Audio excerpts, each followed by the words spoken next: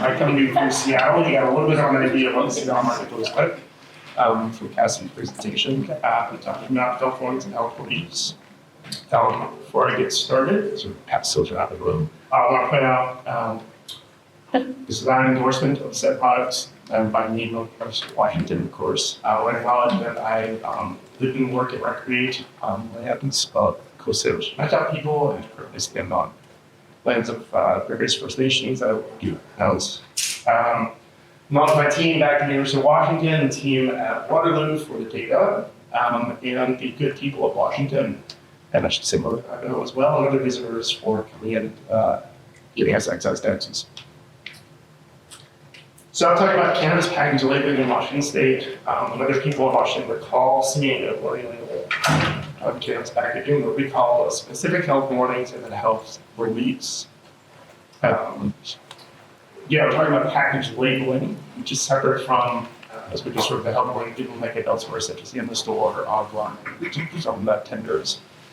This might become more important in the longer time between purchase and consumption. If you're holding 20-year-old pockets or package in your gym right now, that might be the last time for that warning to take hold before you actually partake. So why are we talking about this? Because warnings work, and they don't at least translate them to hit. But first, some exercise. You've been seated for a while. Stand up, please. If you believe that tobacco smoke is harmful to lung health, stand up and believe tobacco smoke is harmful to lung health. Okay, that one person back who's not saying. No. All right, now stand up if you believe cannabis smoke is harmful to lung health. Nobody said no. Stand up if you've seen a warning label about the harms of cannabis smoke. If you haven't seen a warning label, it's about a super common. Right, saying you might even have an example of it by now. Okay. Stand is a long one. Digest it a little bit. Stand up if you believe that frequent and prolonged use of cannabis containing THC can contribute to mental health problems over time.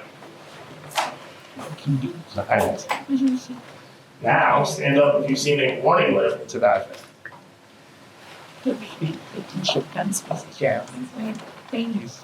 Canadian Crystal State. The state of Rhode Island. Oh, really? Okay. Well, because this is an actual warning label on Canadian products. Where those warning labels have to be pretty prominent in this bright yellow box. The font size is at least as large as basically anything else on a package as the marketing and so on. The warnings rotate, so you would see that the prior warning, probably over this warning about operating machinery. Each warning also has a secondary explanatory warning that sort of justifies the ability. So that's Canada. Washington, not so much. You've got one of the examples going around is a different pouch, this sort of pouch idea, which might be a better way to use photos to see it. But in Washington, we do have to have a 21 plus sticker. There's a minimum size on it. Hazard a guess how many people go above the minimum size. Okay. Things for consumption, edible shops, etc., have to have this additional next to it, this not for kids sticker, the big red hand. Has to be a warning about it being habit forming, about operating machinery, and edibles have to have a warning about delaying effects. So this is an example. It is going around the room. Little tiny type over there is where all the warnings are. You got on the hang tag, you got the two stickers, labels. The warning labels, you could argue, don't stand out that much relative to things like the turkey pie chart. I love pie charts. And all the other branding, as we're marketing for, is sort of a relatively adult package. Well, here's an example of a smoking product, a smokable product. It does have to have a warning about smoking is hazardous to your health. You can see the text here is relatively larger. Maybe it doesn't stand out as much again as the terpene graph.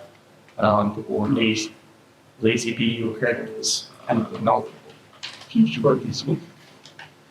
All right, so we want to talk about what people in Washington say about their interactions with these warning labels. Data comes from the International Cannabis Policy Study, which is an ongoing yearly study of cannabis and people interactions with cannabis. It's not all cannabis users.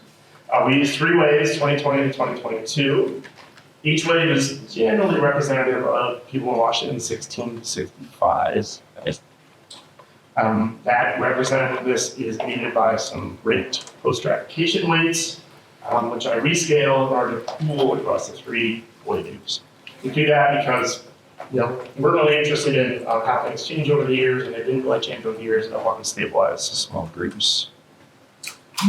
So specifically our constructs of interest, the saw warning labels kind of an umbrella question for whether respondents are called seeing any warning label on packaging. In the survey, they then asked to describe what they saw in open text as a web-based survey. And then starting in 2020, they were asked to recall specific health warnings. We also look at health beliefs, which actually come a few minutes before the warning labels question. So the survey primes people to endorse health beliefs, and then asks if they've seen labels to that effect, kind of like how I primed you with tobacco, cannabis, and then with yeast. So it's kind of important to keep in mind as you look at the results. All right, so just short of 40% recall seeing a warning label on any cannabis packaging. Just decreases with age. Someone made my group joke that might be due to eye strain. You can see about the type. Obviously, that lowest age group, only roughly half of those are actually people that ever walk into a store, so pretty confident saying that it decreases with age. Seems to increase with use. Arguably, that's validation, but it could also just be people saying, yeah, I just bought yesterday. I've seen a warning. The rest of these analyses, I'm just going to concentrate on these 40% recall seeing and manipulating. We don't see the same pattern for individual warning labels. 1 or 2 of the health warnings might decrease with age, but the top one, doesn't matter which one's which, but the top one is at driving, it pretty clearly increases with age. For the others, again, rule pattern, same thing with use. Arguably, if you squint, some of the lower ranked ones might decrease with familiarity with packages, which is good because a lot of those don't actually even appear. So top ranked again was seeing a warning about driving under the influence of cannabis, which is generally a required label, as seen on the right. For warnings that aren't specifically required, instead of a green arrow, I use a magenta arrow to kind of code that information off whether it's required. The 2 light green arrows are for warnings that are only occasionally, depending on package type or remote use. So like the example we saw with the smokable product. So labels that aren't actually required do tend to end up having the lowest rates of recall, but they're not zero. The pregnancy and breastfeeding item is second highest, again, despite not being specifically required. But if people saw the sign in the store, of course, it would be prone to saying they saw a warning label that they're just not differentiating between them that aren't packaged.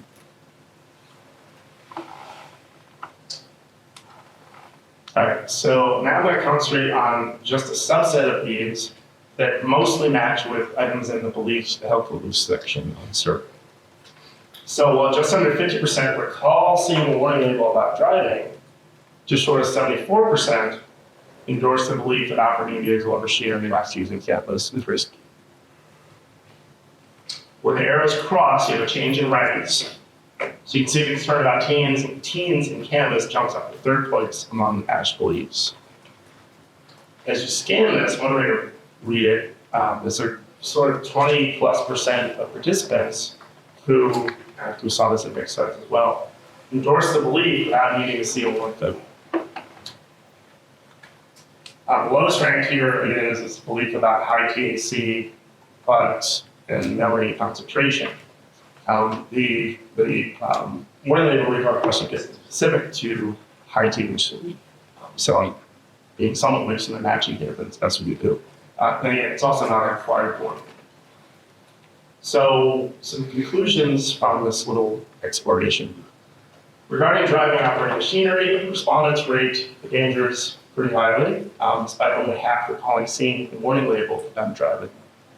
Again, recall the effect of the survey, timing effect, and confirmation bias, Darwin dissonance, whatever you want to call it. I would argue the point there being that that's maybe a maximum, of people's stuff we call.